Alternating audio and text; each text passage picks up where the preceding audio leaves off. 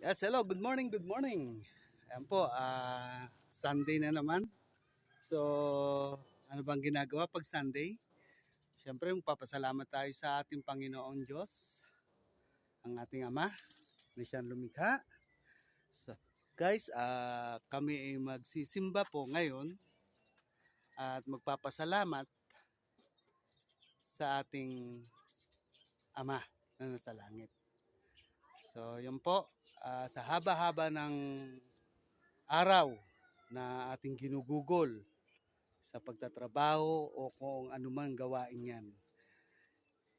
Yung linggong ito, bigay natin sa ating Panginoon para lagi tayong nabe-bless. Ikaw rin, ikaw, yan, huwag mo scroll. Para sa iyo rin to.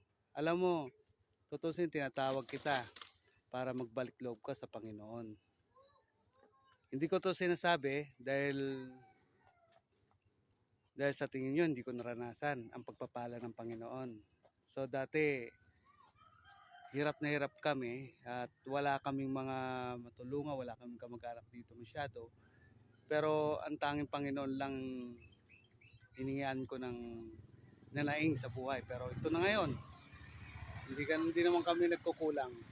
Hindi naman sobra, hindi nagkukulang. At